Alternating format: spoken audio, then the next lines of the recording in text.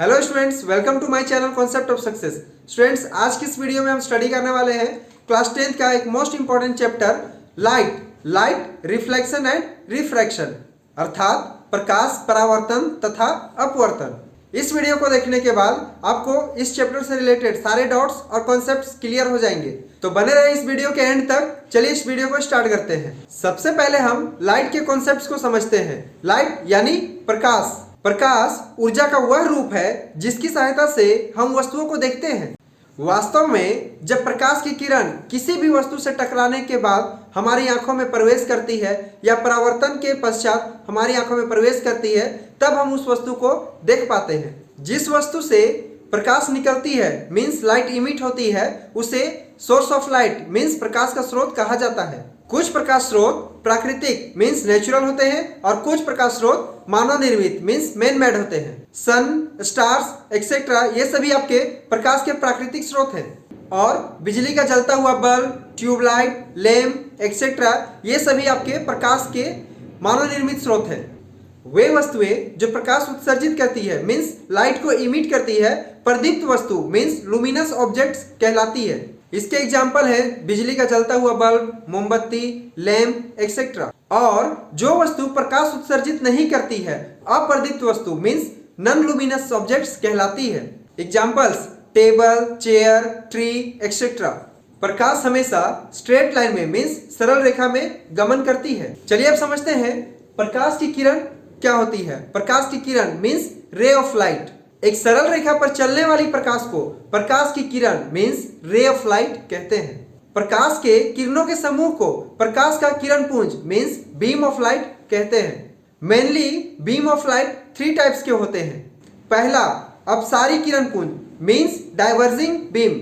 दूसरा है समांतर किरण पुंज मीन्स पैरेलल बीम। तीसरा है अभिसारी किरण पुंज मीन्स कन्वर्जिंग बीम।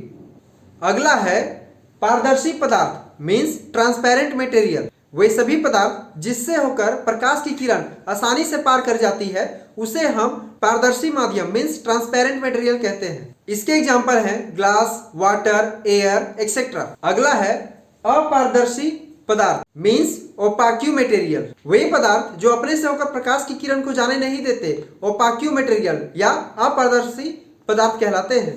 अगला टॉपिक है हमारा प्रकाश का परावर्तन means reflection of light.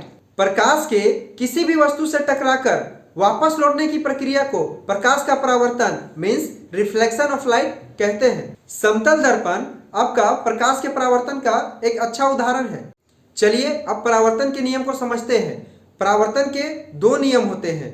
There are 2 laws of reflection of light. देखिए इसे समझते हैं। देखिए आपतित किरण, परावर्तित किरण और बीच में खींचा गया अभिलंब, ये सभी एक ही समतल में रहते हैं। दूसरा, आपतन कोण परावर्तन कोण के बराबर होता है। चलिए अब हम समझते हैं कि किसी भी वस्तु का प्रतिबिंब मीन्स इमेज कैसे बनता है। देखिए किसी भी वस्तु को या ऑब्जेक्ट को हम बीम बोलते हैं और उस वस्तु का जब दर्पण में या मिरर में इमेज बनता है तो उसे हम प्रतिबिंब कहते हैं। आइए हम प्रतिबिंब के डेफिनेशन को समझते हैं। किसी भी बिंदु स्रोत से आने वाली प्रकाश की किरण जब परावर्तक के पश्चात जिस बिंदु पर मिलती है या मिलती हुई प्रतीत होती है, उसे उस बिंदु का प्रतिबिंब कहते हैं। प्रतिबिंब 2 प्रकार के होते हैं। एक वास्तविक प्रतिबिंब मीन्स रियल इमेज और दूसरा आभासी प्रतिबिंब मीन्स वर्चुअल इमेज। चलिए अब हम वास्तविक प्रतिबिंब मीन्स रियल इमेज को समझते हैं। किसी भी बिंदु स्रोत से आने वाली प्रकाश की किरण दर्पण से परावर्तक के पश्चात जिस बिंदु पर वास्तव में मिलती है, उसे हम रियल इमेज कहते हैं। वास्तविक प्रतिबिंब को पर्दे पर प्राप्त किया जा सकता है। वास्तविक प्रतिबिंब मीन्स रियल इमेज वस्तु की अपेक्षा हमेशा उल्टा होता है। चलिए अब हम आभासी प्रतिबिंब या काल्पनिक प्रतिबिंब जिसे वर्चुअल इमेज कहते हैं, इसे समझते हैं। किसी बिंदु स्रोत से आती हुई प्रकाश की किरणें परावर्तन के बाद जिस बिंदु पर मिलती हुई प्रतीत होती है या आती हुई प्रतीत होती है, उसे उस बिंदु का आभासी प्रतिबिंब कहते हैं। आभासी प्रतिबिंब वस्तु की अपेक्षा हमेशा सीधा होती है और इसे पर्दे पर प्राप्त नहीं किया जा सकता। अब हम समझते हैं समतल दर्पण में इमेज का बनना।